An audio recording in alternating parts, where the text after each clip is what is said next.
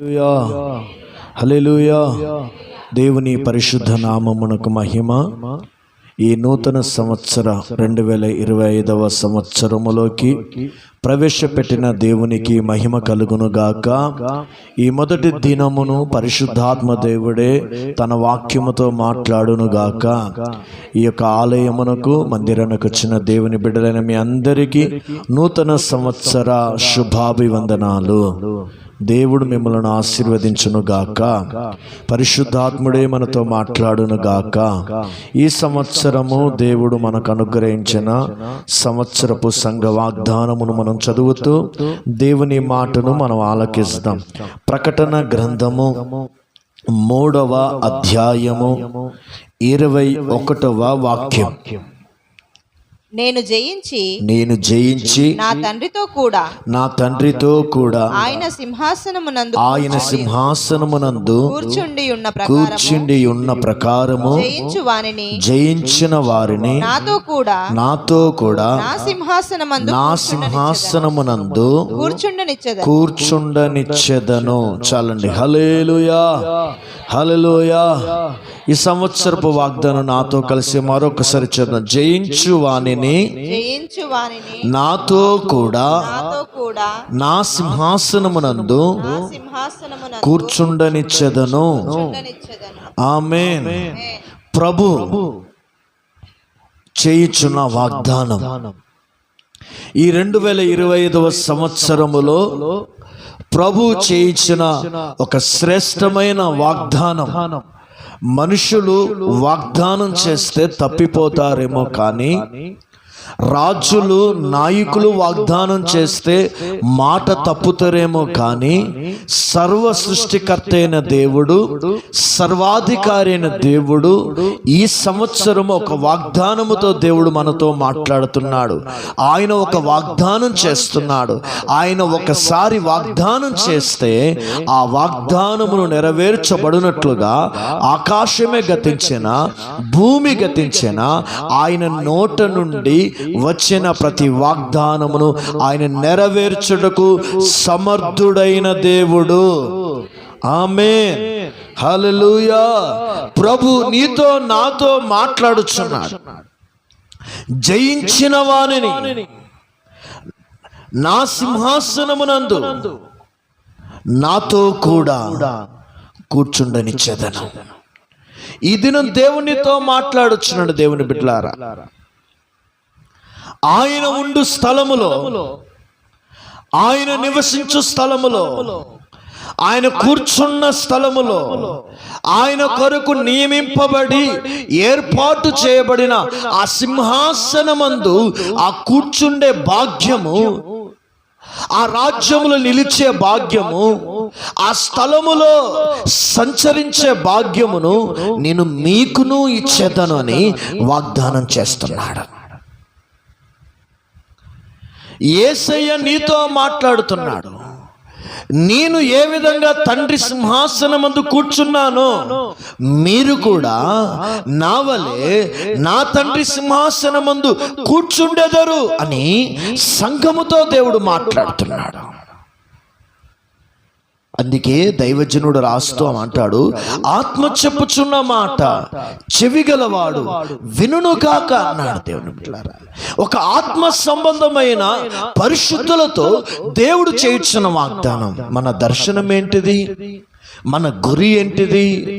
మనకున్న ఉన్నతమైన నిరీక్షణ ఏంటిదంటే మన కొరకు దేవుడు మన నిమిత్తము ఆయన ఏర్పాటు చేసిన సింహాసనము చేరాలి. హల్లెలూయా, హల్లెలూయా. ఆయన కూర్చుండు స్థలములో మనం కూర్చోవాలి. ఆయన సంచరించిన ఆ రాజ్యములో మనము సంచరించాలి. ఆ ఉన్నతమైన పరలోక దేశములో, ఆ సియోనులో ఆ తండ్రి కూర్చున్న సింహాసనమందు యేసయ్య సింహాసనమందు కూర్చున్నాడు. యేసయ్య కూర్చున్న స్థలములో ఆయన స్వరక్తం ఇచ్చి కొనబడిన దేవుని సంఘము, పరిశుద్ధులు, ఆయన తన బిడ్డలుగా చేసుకొనిన జీవము కలిగిన మహిమ గల సంఘము కూడా ఆ పరలోకములో ఆ సింహాసనమందు కూర్చుండుట కొరకు దేవుడు వాగ్దానం చేస్తున్నాడు. ఆమేన్ చెప్దాం. హల్లెలూయా, హల్లెలూయా. దేవుడు నీ జీవితంలో గొప్ప వాగ్దానం.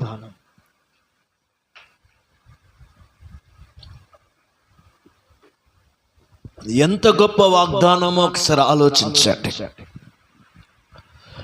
సింహాసనం మీద ఎవరిని కూర్చుండనిస్తున్నాడు తెలుసా అండి? మనుషుల చేత ఎన్నిక చేయబడిన వారమైన మనల్ని, లోకములో వెర్రివారిగా పిలువబడుచున్న మనల్ని, ఏ యోగ్యతయు మనకు లేని మన జీవితములో పరలోక రాజ్యములో మట్టి అయిన మనల్ని పరిశుద్ధులుగా ఆయన తన రక్తము చేత కడిగి, ఆయన గాయాల చేత స్వస్థపరిచి, ఆయన ప్రాణ త్యాగము చేత విమోచించిన ప్రజలమైన మనము ఆయన కూర్చుండు స్థలములో ఆ సింహాసనం ముందు కూర్చుండే భాగ్యము దేవుడు మనకు అనుగ్రహిస్తున్నాడు. ఆమేన్ చెప్పండి. హల్లెలూయా, హల్లెలూయా. ఈ దినమున దేవుడు మనల్ని ఎలా పిలిచాడండి? రాజులుగా దేవుడు పిలిచాడు. రాజులు మాత్రమే సింహాసనమును కూర్చుంటారు. ఇదిగో మనము కూడా రాజులుగా దేవుడు పిలిచి సింహాసనమును కూర్చుండే భాగ్యం దేవుడు ఇస్తున్నాడు. అయితే దేవుని వాక్యంలో కొంచెం లోతుగా మనం వెళ్దాం. ఎవరు సింహాసనమందు కూర్చున్నట్టుకు యోగ్యులు, సింహాసనమందు కూర్చున్నట్టుకు అర్హులు ఎవరు తెలుసా అండి? ఇదిగో దేవుని వాక్యం సెలవిస్తుంది, నేను జయించి నా తండ్రితో కూడా ఆయన సింహాసనమందు కూర్చున్నాను. అంటే ఎవరు ఆ సింహాసనం కూర్చుండే సంఘం ఎవరు, కూర్చుండే పరిశుద్ధులు ఎవరు తెలుసా అండి? యేసయ్య ఏ విధంగా జయించి సింహాసనమందు కూర్చున్నారో, ఇదిగో మనము కూడా ఈ లోకములో జయించిన వారు మాత్రమే రేపు సింహాసనమందు కూర్చుంటారు. హల్లెలూయా. అంటే జయించిన పరిశుద్ధులు మాత్రమే సింహాసనమందు కూర్చుంటారు. జయ జీవితము కలిగిన వారు మాత్రమే సింహాసనమందు అధిష్ఠిస్తారు. జయించిన వారు మాత్రమే సింహాసనమందు కూర్చుండి ఇనుపదండ చేత పట్టుకొని రాజ్యాలను వారు క్రీస్తుతో కూడా ఏలుబడి చేస్తారు. ఒక్క మాటలో చెప్పాలంటే దేవుని బిడ్డలారా, జయ జీవితం కలిగిన వారికే స్వంతమైనది సింహాసనము. హల్లెలూయా, హల్లెలూయా. ఈ దినమున మనము దేవుడు ఒక వాగ్దానం చేస్తాం. సింహాసనం అంటే అనేక విధాలమైన అర్థములు ఉన్నాయండి. సింహాసనము అధికారానికి సాదృశ్యం, సింహాసనము ఘనతకు సాదృశ్యం, సింహాసనము వైభోగానికి సాదృశ్యం. ఈ దినమున దేవుడు నిన్ను ఘనపరచాలని ఆశపడుతున్నావా? దేవుడు నిన్ను మహిమపరచాలని ఆశపడుతున్నారా? వినండి, వాక్యం వినండి. దేవుడు నిన్ను గొప్ప చేయాలని ఆశపడుతున్నావా?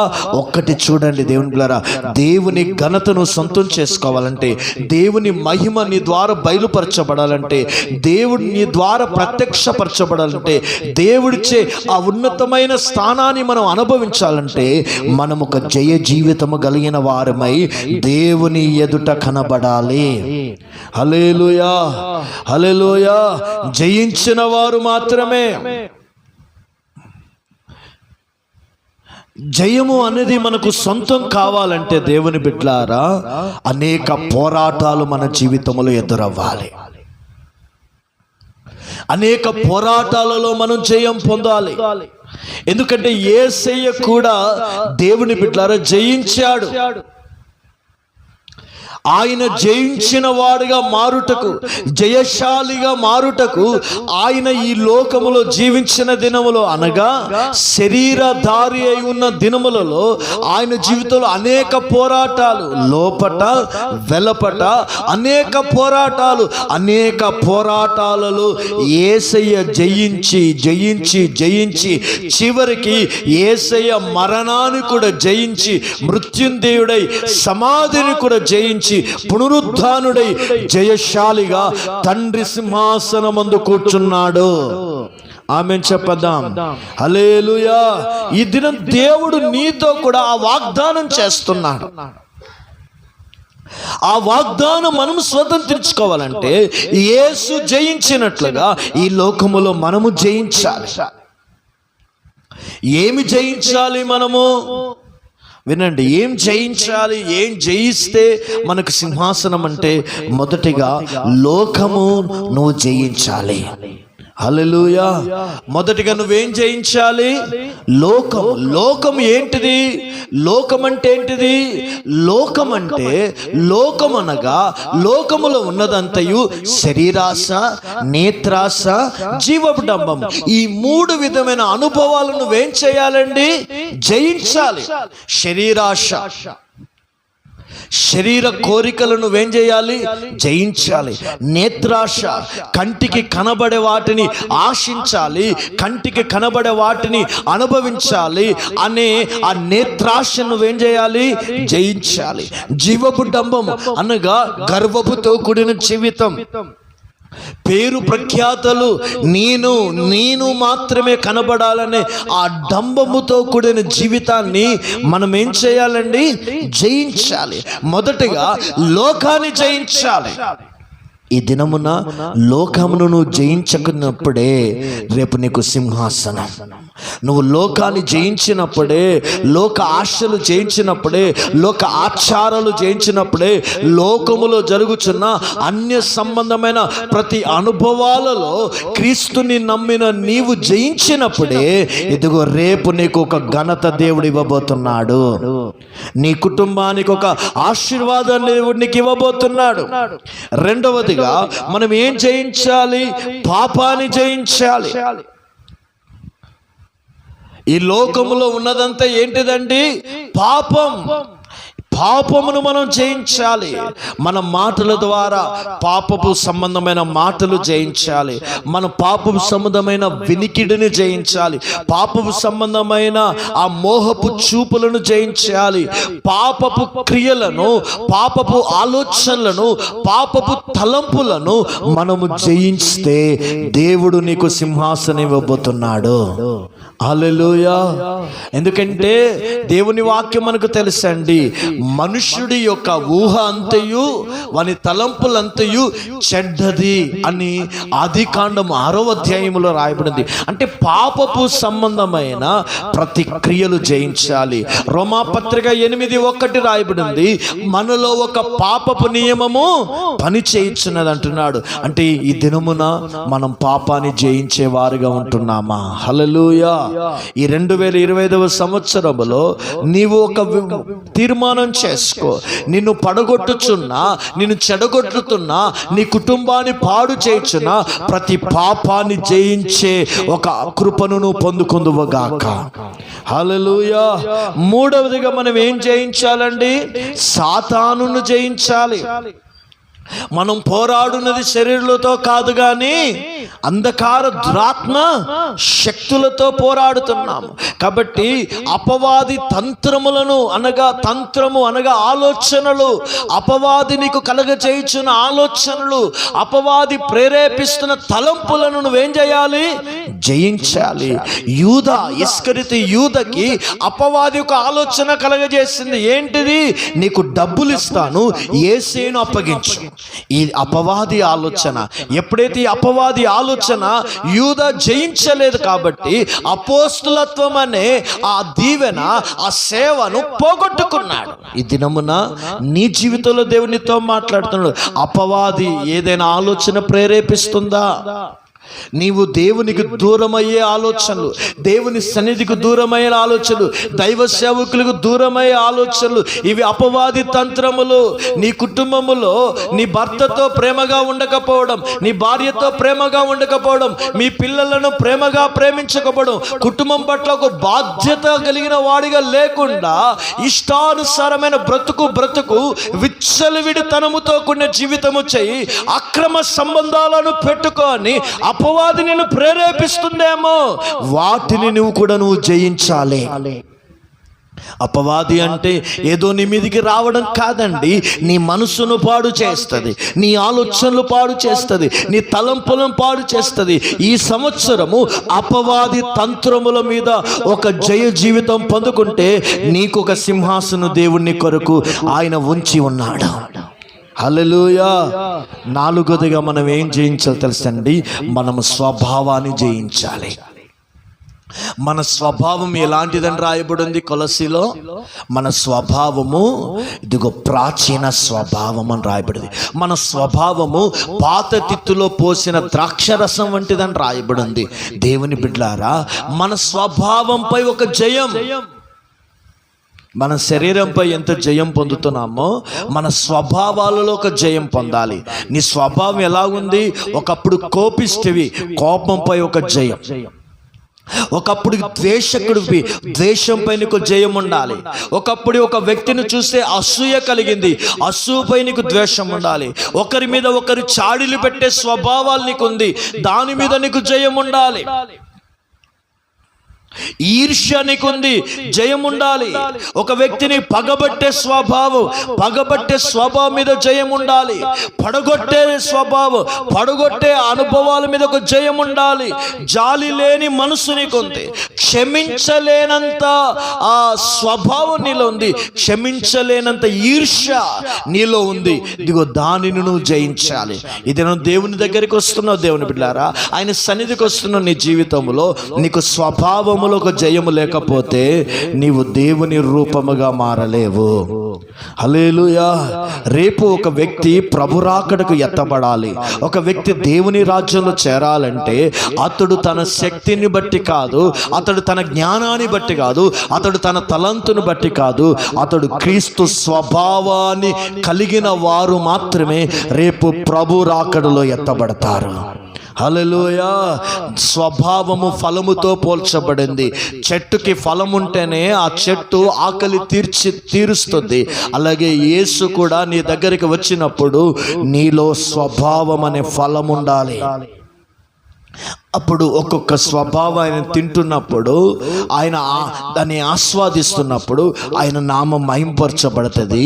నీవు స్వభావము క్రీస్తు స్వభావముగా నీవు ఉన్నప్పుడు, క్రీస్తు నీలో నుండి ప్రత్యక్షపరచబడ్డప్పుడు వారికి దేవుని సింహాసనం. ఇదిలో నీ స్వభావం మారాలి. ఎన్ని ఏళ్ళు చర్చకు వచ్చామని కాదండి, ఎన్నిసార్లు కాదండి, నీ స్వభావంలో ఎంత మార్పు వచ్చినదనేదే ప్రాముఖ్యం. పాతవి గతించినవి సమస్తము నూతనమైనవంటే ఏమి నూతనమవ్వాలి? స్వభావం నూతనమవ్వాలి. యువర్ నేచర్, మీ స్వభావాలు, మీ గుణాతిశయాలు నూతనమవ్వాలి. ఒకప్పట్లాగా స్వభావం నీలో ఉండకూడదు. ఇప్పుడు సంవత్సరాలు గతించున్న కొలది ఆయన కృప నీ ఎడల ఏమవుతున్నదండి? నూతన పరచబడుతున్నప్పుడు నీ స్వభావం కూడా ఏం కావాలి? నూతన పరచబడాలి. అందుకంటూ ఆంతర్య పురుషుడు ఏం కావాలి? దినదినము బలము పొందాలి. హల్లెలూయా. చూడండి దేవుని పేరు ఎన్ని విషయాలు చెప్పాను. ఒక వ్యక్తి జయించవలసింది 4 విషయాలు. చివరి విషయం చెప్తాను. ఒక వ్యక్తి శరీరానిపై ఒక జయము కలిగి ఉండాలి. ఆమేన్. దేవుని వాక్యం సెలవిస్తున్నది. శరీరము దేనితో పోల్చాడు దేవుడు? దేహముతో. ఈ దేహాన్ని దేవుడు దేనితో పోల్చాడు? ఆలయముతో దేవుడు పోల్చాడు. ఈ దేహమును పాడు చేయవాని నేను వానిని పాడు చేస్తున్నాను. ఈ శరీరము దేవునికి ఒక ఆలయం అంటే, నీ దేహము దేవునికి ఒక ఆలయం కనుక జారత్వములోకి పడి మీ దేహాన్ని అపవిత్రపరచుకోకండి. కాబట్టి మీ శరీరాన్ని పాడు చేసిన నియమముపై ఒక జయమును నువ్వు కలిగి ఉందువుగాక. హల్లెలూయా. అందుకే శరీరము, దాని ఇచ్చలు, దాని కోరికలు సిలువకు వేయుడి అని రాయబడింది గలతీయులకు రాసిన పత్రికలో. ఇదిలో శరీరంపై జయం. శరీరుల మీద కాదండి, నీ శరీరం మీద నీకు జయం ఉండాలి. శరీరం అంటది ఉపవాసం ఉండకు అని అంటది. శరీరం అంటది సుఖంగా అలవాటు పడంటది. శరీరం అంటది శ్రమ పడడానికి ఇష్టపడదు. శరీరం అంటది ఇదిగో అనుకూలమైన వాటిని ఆస్వాదించడానికి ఇష్టపడుతుంది. శరీరంలో రోగం వస్తుంది, వ్యాధి వస్తుంది, బాధలు వస్తాయి, హింస కలుగుతుంది. అయినను శ్రమ వచ్చింది కదా, హింస వచ్చింది కదా, వ్యాధి వచ్చింది కదా, మందిరానికి ఎందుకు వెళ్ళడము, దేవునికి ఎందుకు ప్రార్థన చేయడము అని శరీరము సుఖాన్ని కోరుతుంది. కానీ ఆ సమయమున ఆ శరీరపు సుఖపు కోరికను నువ్వు జయించాలి. హల్లెలూయా, హల్లెలూయా. శరీరం ఎంత నీకు ఆకర్షణీయత కలిగిస్తుందో, శరీరాన్ని నువ్వు పాడు చేసుకుంటే అంత శాపం నీ మీదకి వస్తుంది. అందుకే దేవుని బిడ్డలారా, శరీరం అనగా ఈ శరీర సంబంధమైన ప్రతి కార్యాల మీద నీకు జయం ఉండాలి. అందుకే అపోస్తలుడైన పౌలు అంటున్నాడు, నేను భ్రష్టుడను కాకూడనట్లుగా నా శరీరము నేను నలుగగొట్టుకొనుచున్నాను అంటున్నాడు. ఈ దినమున ఆ కృపను నువ్వు పొందుకో. మనం భ్రష్టులు అవ్వద్దండి, మనము భ్రష్టులు అవ్వద్దు. మనము దేవుని సన్నిధానానికి, దేవుని రాజ్యానికి దూరం కావద్దు. మన జీవితము సర్వనాశనం కాకుండా ఉండాలంటే మన శరీరం మీద ఒక జయం కలిగి ఉందము గాక. హల్లెలూయా, హల్లెలూయా. ఎన్ని విధాలమైన జయమును మనం పొందాలండి? 5 విధాలు చెప్పాను నీకు. ఈ 5 విధాలమైన జయమును ఈ సంవత్సరం పొందినట్లుగా నువ్వు ప్రార్థన చేసుకోవాలి. ఆమేన్. 1, లోకం మీద నీకు జయం ఉండాలి. 2, చెప్పండి, పాపము మీద. 3, సపవాది మీదను. 4, స్వభావము మీదను. 5, శరీరము మీద ఒక జయాన్ని నువ్వు పొందుదువుగాక. హల్లెలూయా, హల్లెలూయా. జయ జీవితము ప్రసవించుటకే వేదన పడుచు సాక్షి అయ్యున్నా. జయ జీవితము ప్రసవించుటకే వేదన పడుచు సాక్షి అయ్యున్నా.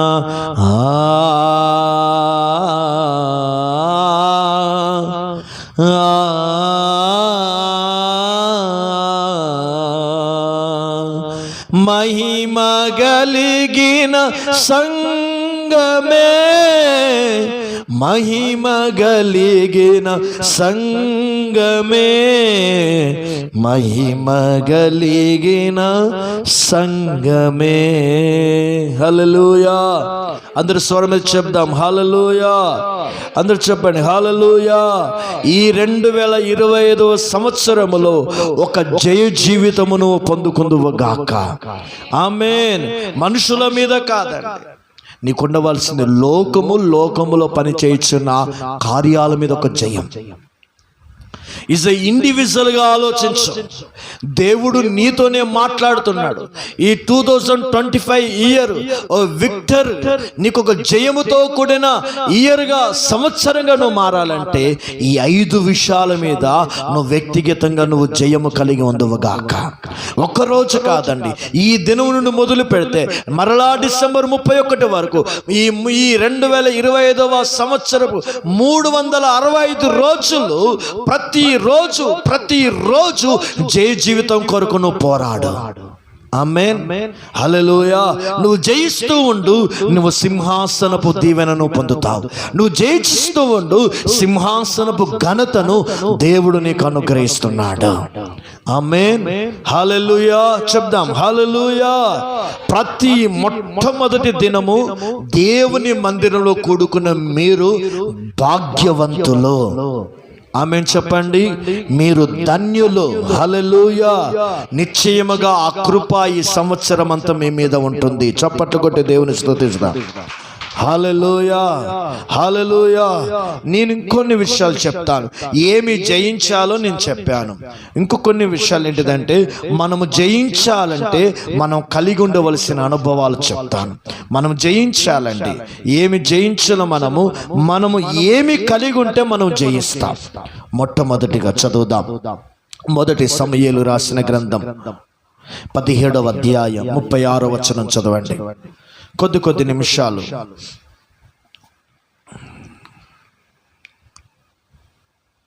మీ దాసుడనైన నేను ఆ సింహమును ఎలుగుబంటిని చంపితినే, జీవము గల దేవుని సైన్యములను తిరస్కరించిన ఈ సున్నతి లేని ఫిలిస్తీయుడు వాటిలో ఒకదాని వలె అగుననియు, సింహము యొక్క బలము నుండి ఎలుగుబంటి యొక్క బలము నుండి నన్ను రక్షించిన యెహోవా ఈ ఫిలిస్తీని చేతిలో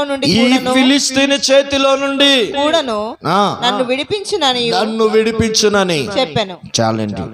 మొట్టమొదటిగా నువ్వు జయించాలంటే దేవుడైన యెహోవా, సైన్యములకు అధిపతి యెహోవా నీకు తోడుగా ఉండాలి.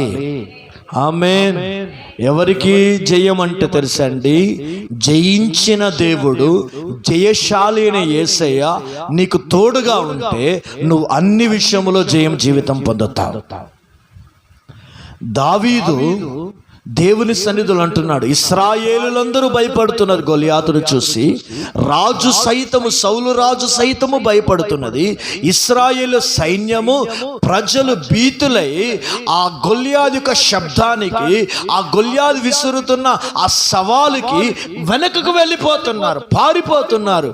కానీ ఒక్కడు దావీదు మాత్రము ఈ సున్నతి లేని ఫిలిస్తుని తెగ నరుకుతానని అతని ముందుకి దూసుకుంటూ వెళుతున్నాడు. కారణం ఒక్కటే, దావీదు పక్షమున మనుషులు లేరు, దావీదు పక్షమున రాజులు లేరు, దావీదు పక్షమున నా సర్వాధికారి అయిన దేవుడు అతనికి తోడుగా చేసుకున్నాడు. హల్లెలూయా, హల్లెలూయా. అందుకే దేవుడు దావీదుకి తోడుగా ఉన్నందువలన అతడు గొర్రెలను చంపడానికి వచ్చినప్పుడు సింహాన్ని అతడు జయించాడు, ఎలుగుబంటిని జయించాడు. ఇశ్రాయేలీయుల మీద దేవుని నామాన్ని అవమానపరుస్తున్న ఈ సున్నతి లేని గొల్యాదుని కూడా దేవుని తోడు చేసుకొని అతని తెగ నరికి ఇశ్రాయేలీయుల ప్రజలకి అతడు ఘనతను కలగజేశాడు. హల్లెలూయా. ఈ దినమున ఎవరు చేయలేని కార్యాలు నువ్వు చేయాలి, ఎవరు చేయలేని అద్భుతాలు నువ్వు చేయాలి, ఎవరి ఇంట్లో జరగని గొప్ప కార్యాలు నీ ఇంట్లో జరగాలి, ఎవరు చేయలేని బ్రతుకులో మహా గొప్ప అనుభవముతో కూడిన మహత్కార్యముతో కూడిన జీవితం నువ్వు చేయాలంటే ఫస్ట్ నీ భర్త నీకు తోడు కాదు, నీ భార్య నీకు తోడు కాదు, నీ కుటుంబం నీకు తోడు కాదు. నువ్వు ఆరాధిస్తున్న దేవుడు, నీ కొరకు ప్రాణం పెట్టుటకు దిగి వచ్చి రక్షించిన దేవుడు నాకు తోడుగా ఉండయ్యా, నాకు నీడగా ఉండయ్యా అని నువ్వు కోరుకోవాలి. హల్లెలూయా. మనుషులందరున్నా దేవుడు లేకపోతే నీకు శూన్యం. దేవుడు ఒక్కడుండి మనుషులు ఎవరు లేకపోయినా నీకు జయం. దేవుడు నీకు తోడు కొరక. దావీదు అంతకంటాడు, దేవుడు అతనికి తోడుగా ఉన్నందువలన అతడు అంతకంతకేమయ్యాడండి? వర్ధిల్లాడు. యోసేపుకి దేవుడు తోడై ఉన్నందువలన ఐగుప్తు దేశములో సింహాసనం మీదకి కూర్చొని ఇదిగో ఐగుప్తు ప్రజలను పరిపాలించే గొప్ప అధికారిగా దేవుడు గణపరిచాడు. హల్లెలూయా. దేవుడు తోడుగా ఉండాలి నీకు. ఈ 2025 సంవత్సరంలో నువ్వు చేసుకోవాల్సింది ఏంటి తెలుసండి? ప్రభువా నువ్వు నాకు తోడుగా ఉండయ్యా, నేను చేయుచున్న పనుల్లో నువ్వు తోడుగా ఉండు, నా కుటుంబంలో నువ్వు తోడుగా ఉండు, నేను ఎక్కడికి వెళితే అక్కడ నువ్వు తోడుగా ఉండు. ఎందుకంటే తెలుసా అండి, దేవుడు నీకు తోడుగా ఉంటే నువ్వు వెళ్ళుచున్న ప్రతి మార్గములో ఉన్న ముండ్లన్నీ దేవుడే తీసేస్తాడు. ఇదిగో దేవుడు నీకు తోడుగా ఉంటే, ఇదిగో ఎంత గొప్పవారి మనుషుల మధ్యలో కావచ్చు, ఆయన నిన్ను దేవుడు ఘనపరచడం మొదలు పెడతాడు. దేవుడు నీకు తోడుగా ఉంటే నీ కుటుంబానికి, నీ ఇంట్లో సర్వ సమృద్ధి ఉంటుంది. దేవుడు నీకు తోడుగా ఉంటే నా ఇంట్లో డబ్బులు లేవండి, నా ఇంట్లో సరుకులు లేవండి, నా ఇంట్లో మేము ఇదిగో దరిద్రులమని నువ్వు చెప్పవు. ఎందుకంటే దేవుడు నీకు తోడుగా ఉన్నాడు కాబట్టి యెహోవా ఆశీర్వాదము ఐశ్వర్యముతో నీ ఇల్లు నింపబడుతుంది. నీ చేతి పనులన్నీ దేవుడు దీవిస్తాడు. హల్లెలూయా. ఈ నెల నువ్వు 10వ భాగం ఇవ్వలేదు అని అంటే దేవుడు నీకు తోడుగా లేనందువలన నీ ఇంట్లో దరిద్రత వచ్చింది. ఒకవేళ దేవుడు నీకు తోడుగా ఉంటే నీ కష్టార్జితం దీవించబడుతుంది. నమ్మకంగా దేవునికి 10వ భాగం ఇస్తావు, నమ్మకంగా కుటుంబాన్ని పోషిస్తావు, నమ్మకంగా నీ కుటుంబములో గొప్ప కార్యాలు నువ్వు చూస్తావు. దేవుడు తోడుగా ఉండే వారికి దేవుడు జయమిస్తాడు. ఆమేన్. హల్లెలూయా. ఎందుకు దేవుడు తోడుగా ఉండాలి తెలుసా అండి? నీ దేవుడు అన్నిటిని జయించిన వాడు. ఆమేన్. హల్లెలూయా. ఆ జయించిన దేవుని తోడు మొదట కోరుకో, అన్ని విషయాల్లో దేవుడు సహాయం చేస్తాడు. అందుకే దావీదు మహారాజు గాఢాంధకారపు లోయలో కూడా నేను సంచరించినా నేను భయపడను, ఎందుకంటే నా దేవుడు నాకు తోడుగా ఉన్నాడు. ఈ దినమున యాకోబుతో దేవుడు అంటాడు, జలములో పడినా నీవు భయపడకు, నేను నీకు తోడుగా వస్తాను. అగ్నిలో పడి వెళ్ళినా నువ్వు భయపడకు, నేను నీకు తోడుగా వస్తాను. హల్లెలూయా. ఇప్పుడు రోజు నువ్వేం చేసుకోవాలి? ఫస్ట్ ప్రేయర్ ఏంటిది నీకు? దేవా నీవు నాకు తోడుగా రా. ఇశ్రాయేలు విస్తారమైన ప్రజలు ఉన్నా కూడా మోషే ఎవరు రాకపోతే ఒక అడుగు ముందుకు వేయడానికి ఇష్టపడట్లేదు. కారణం ఏంటంటే, ప్రభువా నీ సన్నిధి నాకు తోడుగా వస్తేనే నేను ఒక్క అడుగు ముందుకు వేస్తాను, ఈ ప్రజలు నడిపిస్తాను. హల్లెలూయా. ఎందుకంటే దేవుడు నీకు తోడుగా వస్తే ఎర్ర సముద్రము లాంటివి ఇశ్రాయేలు మధ్యలో 2 పాయలుగా చీలిపోయినాయి. ఆమేన్. హల్లెలూయా. దేవుడు తోడుగా వస్తే నిన్ను పోషించిన కొరకు ఆకాశం దేవుడు తెరుస్తాడు. దేవుడే నీకు తోడుగా ఉంటే ఇదిగో జయ ధ్వనులతో దేవుడు నిన్ను ఊరేగిస్తాడు. ఆమేన్. హల్లెలూయా. ఈ సంవత్సరము ప్రభు మనల్ని జయించుట కొరకు జయశాలి అయిన యేసయ్య మనకు తోడుగా వచ్చును గాక. ఆమేన్. రెండవదిగా, దేవుడు నువ్వు అన్ని విషయంలో విజయం పొందాలంటే దేవుని సంధిలో చేయవలసిన మొట్టమొదటి 2 రాజుల గ్రంథం 2వ అధ్యాయము 13-14 వచనాలు చదవండి. మరియు ఏలియా దుప్పటి కింద పడగా అతడు దాన్ని తీసుకొని యోర్దాను ఒడ్డుకు వచ్చి నిలిచి ఒంటి మీద నుండి కింద పడిన ఆ దుప్పటిని పట్టుకొని నీటి మీద కొట్టి, ఏలియా యొక్క దేవుడైన యెహోవా ఎక్కడ ఉన్నాడనెను. అతడు ఆ దుప్పటితో నీటిని కొట్టగా అది ఇటు అటు విడిపోయింది. చాలండి దేవుని బిడ్డలారా, ఇక్కడ ఏలియా ఎలీషా యొక్క సంఘటన. దేవుడు ఏం చేశాడు? ఏలియాని ఏం చేశాడండి? ఆరోహణమయ్యి అగ్నిరథాలతో దేవుని యొద్దకు తీసుకొని వెళుతున్నప్పుడు ఆ ఆకాశముకు వెళుతున్న వేళలో ఇదిగో ఒక దుప్పటి, ఏం దుప్పటి? ఏలియా దుప్పటి కింద పడడము, ఇదిగో ఆరోహణం అవ్వడము ఎలీషా ఒక్కడే చూచాడు. హల్లెలూయా. ఇదిగో ఆ దుప్పటి కింద పడింది. ఇప్పుడు ఎలీషా యోర్దాను దాటాలంటే అతని వల్ల కాదు. ఇదిగో యోర్దాను దాటుటకు అతడు ఏం చేస్తాడండి? ఆకాశములో నుండి ఆరోహణమని వెళ్తున్నప్పుడు తన ఆత్మీయ తండ్రి గారి యొక్క దుప్పటి కింద పడ్డది. ఆ దుప్పటి తీసుకొని కొట్టగా ఇదిగో యోర్దాను ఏమైందండి? 2 పాయలుగా చీలింది, ఒక దారిగా మార్చబడింది. హల్లెలూయా. ఆ దుప్పటి అభిషేకానికి సాదృశ్యం దేవుని బిడ్డలారా. ఇదిగో ఈ దుప్పటి ఎక్కడికి వెళ్ళి పడింది? పైనుండి పడింది దుప్పటి. ఇదిగో అభిషేకము, పరిశుద్ధాత్మ శక్తి, పరిశుద్ధాత్మ అభిషేకము పైనుండి వస్తుంది. హల్లెలూయా. పైనుండి శక్తి పొందిన వారి జీవితాలలో ఒక జయ జీవితం. మొదటిగా దేవునికి తోడుగా ఉంటే జయం. రెండోది, నువ్వు అభిషేకాన్ని పొందితే నీకు జయం. నీకు అభిషేకాన్ని కలిగి ఉంటే నువ్వు జయ జీవితం పొందుతావు. అభిషేకం ఎదుట యోర్దాను ఏమైందండి? 2 పాయలుగా చీలింది. నీకు జ్ఞానం కంటే, నేను అంటున్నా, నీకు బలము కంటే, నీ తలంతుల కంటే, నీ టాలెంట్ల కంటే, నీ ధనం కంటే, అన్నిటికంటే విలువైనది అభిషేకం. హల్లెలూయా. హల్లెలూయా. అభిషేకాన్ని నువ్వు కలిగి ఉంటే నీ ఎదుట ప్రతి సమస్య మీద జయం పొందుతావు, ప్రతి రోగం మీద జయం పొందుతావు, ప్రతి కష్టం మీద జయం పొందుతావు, ప్రతి ఒంటరితనం మీద నువ్వు జయాన్ని పొందుతావు. ఈ సంవత్సరం అంతా నువ్వు అభిషేకంతో నడిపించబడు. అభిషేకం ఏం చేస్తా తెలుసండి దేవుని బిడ్డలారా? మట్టిని ఏం చేస్తా తెలుసండి? జీవముతో నింపింది అభిషేకం. అభిషేకం ఏం చేసింది తెలుసండి దేవుని బిడ్డలారా? మానవ స్పర్శ లేని మరియాకి గర్భమును దాల్చి ఒక శిశువును ఏర్పాటు చేసింది అభిషేకం.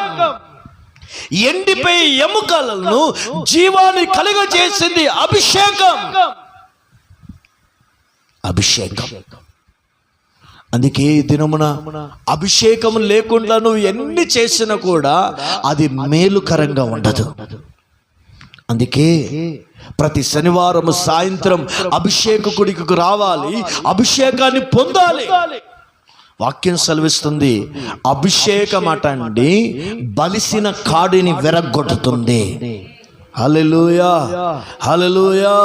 అభిషేకాన్ని పొందితే, ఆత్మచేతను నింపబడితే, ఆత్మదేవుడు నీ జీవితంలో ఘనమైన కార్యాలు చేయుటకు మార్గం తెరుస్తాడు.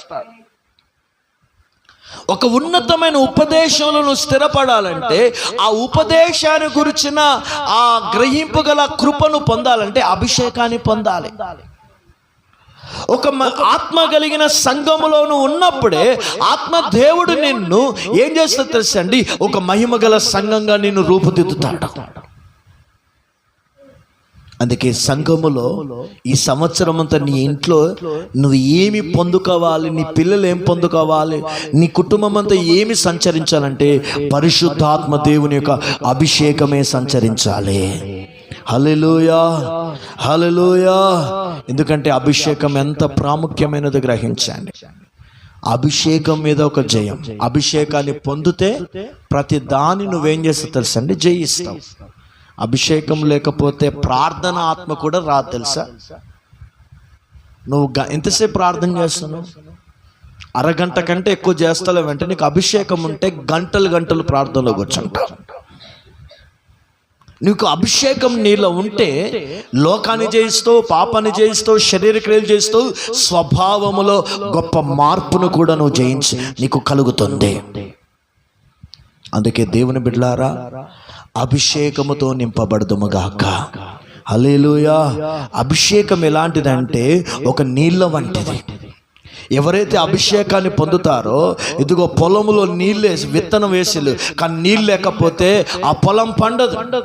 అలాగే ఒక విశ్వాసి ఆత్మీయంగా అభివృద్ధి చెందాలి, ఆత్మీయంగా వికసించాలి, ఆత్మీయంగా నూరంతల ఫలం పొందాలంటే నీళ్ళతో పోల్చబడిన పరిశుద్ధాత్మ అభిషేకముతో ఇదిగో నువ్వు నింపబడుదువుగాక.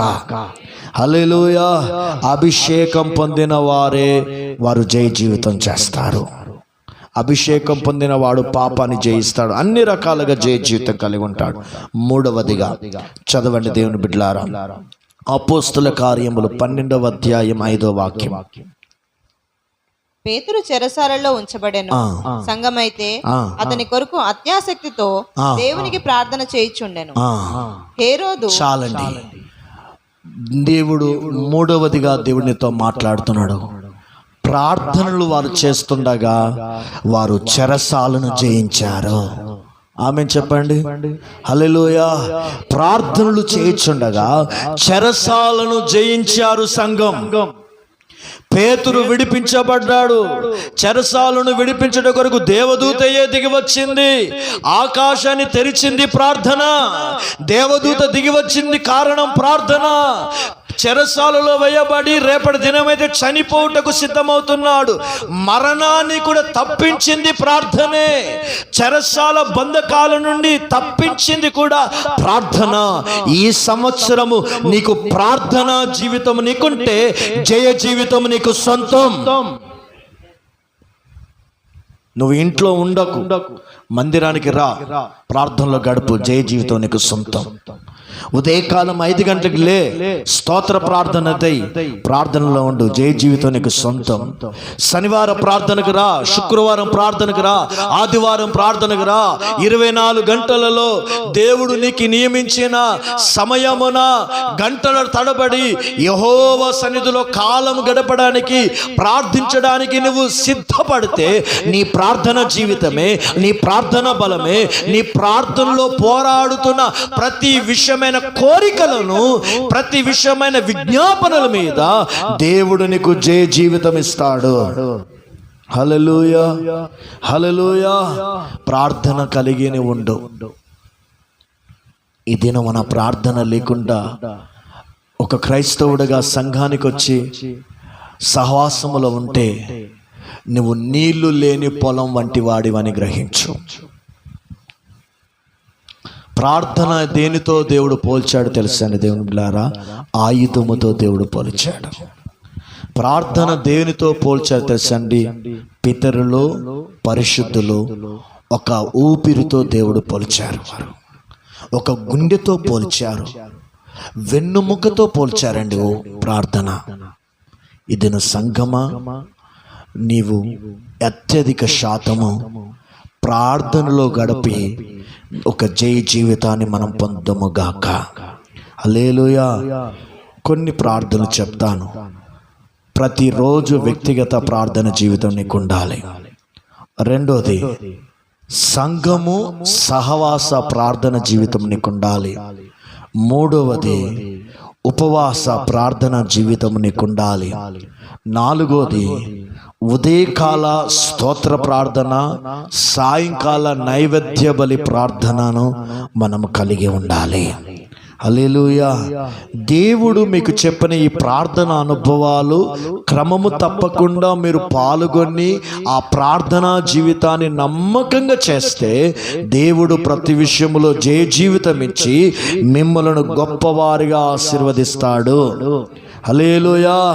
దేవుడు అంటాడు, ప్రార్థించు వారు మాత్రమే మనుష్య కుమారుని ఎదుట శక్తి గల వారుగా నిలబడతారు. రేపు యేసయ్య ఎదుట నిలబెట్టేది కూడా ఏంటిదండి? నీకు ప్రార్థన.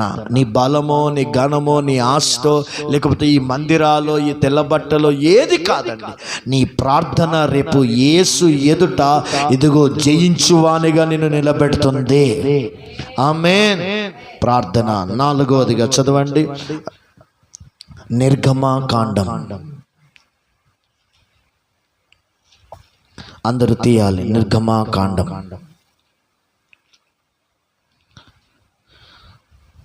17వ అధ్యాయం.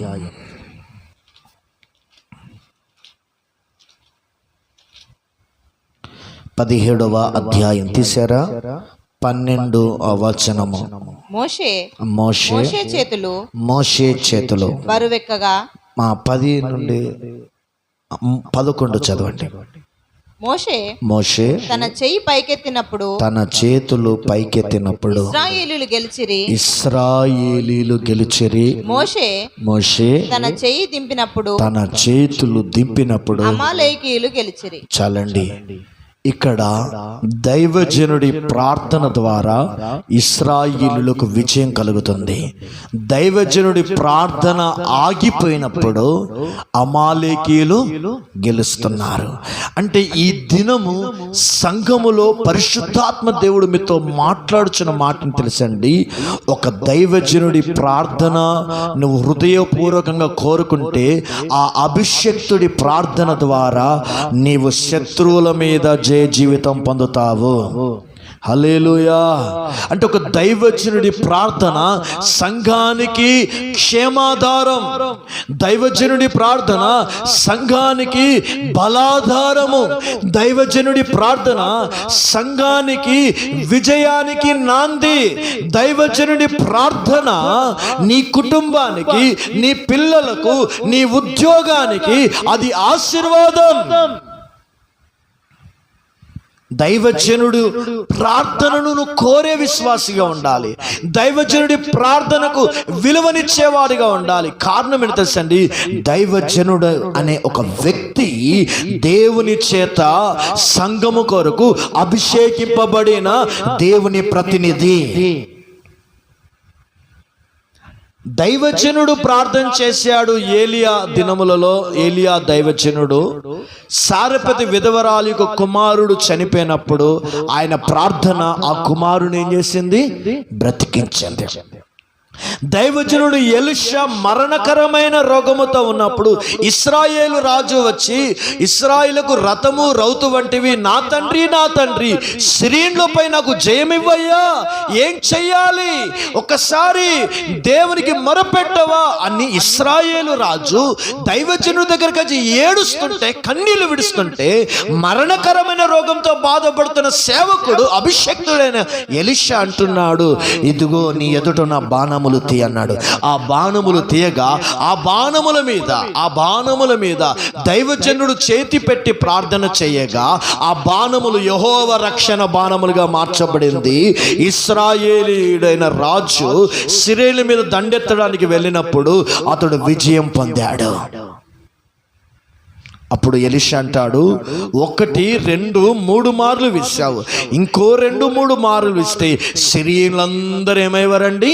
హతులయ్యేవారు కదా. అంటే దైవజనుడి ప్రార్థన గొప్ప ఆశీర్వాదాన్ని నీకు ఇస్తుంది. హల్లెలూయా. దైవజనుడి ప్రార్థనను కోరుకోవాలి, దైవజనుడి ప్రేమించాలి, దైవజనుడి పట్ల భారం కలిగి ఉండాలి, దైవజనుల యొక్క క్షేమము పట్ల నువ్వు ఆశ కలిగి ఉంటే, వారి ప్రార్థన పట్ల నువ్వు భారం కలిగి నువ్వు ఉండినట్లయితే తప్పకుండా నీకు అన్ని విషయంలో జయ జీవితం పొందుతావు. ఆమేన్. హల్లెలూయా. నీ ఇంట్లో ఆర్థిక సమస్యలు తొలగాలంటే దైవజనుడి ప్రార్థన కూడా నీకు చాలా ప్రాముఖ్యమైనది. నీ రోగములు స్వస్థపరచబడాలంటే దైవజనుడి ప్రార్థన నీకు ప్రాముఖ్యమైనది. నీ ఇంటిలో గొప్ప కార్యాలు జరిగించాలంటే దైవజనుడి ప్రార్థన ప్రాముఖ్యమైనది. నువ్వు ఆత్మీయంగా ఎదగాలి, వాక్యం చేత స్థిరపడాలంటే దైవజనుడి ప్రార్థన ప్రాముఖ్యమైనది. అంటే దైవజనుడు అనే ఒక వ్యక్తి ఒక సంఘానికి ఒక ఆత్మీయ తండ్రి. దైవజనుడైన ఒక వ్యక్తి దేవునికి మనుషునికి ఒక రాయబారి. కాబట్టి దైవజనుడి ప్రార్థన ద్వారా నువ్వు అన్ని విషయములో జయము పొందుతావు. ఆమేన్. హల్లెలూయా. నేను అంటున్నాను, దైవజనుని పక్కన పెడితే యేసును పక్కన పెట్టినట్టే. నువ్వు దైవజనుని ప్రేమిస్తే నువ్వు యేసుని ప్రేమించినట్టే. నువ్వు దైవజనులకు దేవుని కానుకగా నువ్వు అర్పణములు అర్పిస్తుంటే అది దైవజనుడు కాదు, నువ్వు యేసుకు అర్పణములు కానుకలను అర్పించినట్లే. నువ్వు దైవజనుడికి భోజనం పెడితే నువ్వు యేసయ్యకి భోజనం పెట్టినట్లే. అందుకే దేవుని బిడ్డలారా, దైవజనుడి ప్రార్థన చాలా బలమైనది. హల్లెలూయా, హల్లెలూయా. మా దగ్గర వెండి బంగారు లేవు, కానీ దైవజనుడి దగ్గర అభిషేకం ఉన్నది. నజరేయుడైన యేసు నామముంది, ప్రతిష్టత ఉంది. దాని ద్వారా సంఘమునకు విశ్వాసులకు అది క్షేమాధారము. హల్లెలూయా. ఈ దినం దేవునితో మాట్లాడి ఉన్నాడు. ఒక వ్యక్తి అన్ని విషయములలో మనము జయం పొందాలంటే ఇదిగో ఈ 4 విధమైన అనుభవాలు నీకు ఉండాలి. ఒకటి ఏముండాలండి? దేవుని తోడు నీకు ఉండాలి. రెండవది అభిషేకము కలిగిన వాడేమో. మూడవదిగా ప్రార్థనా జీవితం కలిగి ఉండాలి. నాలుగవదిగా దైవజనుడి ప్రార్థన నీకు చాలా ప్రాముఖ్యమైనది. హల్లెలూయా. మనం ఏం జయించాలి? లోకమును, పాపమును, సాతానును, స్వభావములను, శరీరమును మనం జయించాలి. వారికి మాత్రం ఏంటిదంటే రేపు సింహాసనం. రేపు పరలోకములో నీ కొరకు నా కొరకు ఇదిగో నియమింపబడిన ఆ తండ్రి సింహాసనం మీద కూర్చుండే సంఘం ఎవరంటే జయించిన వారు మాత్రమే. హల్లెలూయా. పరలోకంలో సింహాసనములు ఉన్నాయా? సింహాసనం ఉందా? సింహాసనం ఇస్ a whole one. ఎవరిది ఆ సింహాసనము? తండ్రిది. పరలోకమందున తండ్రిది. సియోనులో ఉంటాడు తండ్రి. ఎవరు సమీపించని తేజస్సులో ఉంటాడు తండ్రి. ఆ తండ్రి సింహాసనం మీద ఎవరు కూర్చున్నారు? జయించిన యేసు కూర్చున్నాడు సింహాసనం మీద. రేపు ఎవరు కూర్చోబోతున్నారు ఆ సింహాసనం మీద? యేసయ్య వలె జయించిన వధువు సంఘము ఇదిగో సింహాసనం మీద కూర్చుంటారు. ఇప్పుడు ఈ సింహాసనం మీద తండ్రి, కుమారుడు, ఇదిగో దేవుని యొక్క సంఘము ఈ సింహాసనం మీద కూర్చుండి, అత్యున్నత సింహాసనం మీద కూర్చుండి వారు ఇనుప దండము చేత పట్టుకొని రాజ్యాలను ఏలుతారు. హల్లెలూయా. కనుక మనము ఆ కృపను మనం పొందుకుందాము గాక. ఈ 2025వ సంవత్సరమును ఇదిగో దేవుడు మనకి ఇవ్వబోతున్న ఇదిగో సింహాసనం మీద కూర్చుండే ఆ కృప అభిషేకమును, ఆ జయ జీవితమును దేవుడు మనకు దయచేయును గాక. ఇటు వాక్యములను దేవుడు దీవించును గాక. ఆమేన్. అందరూ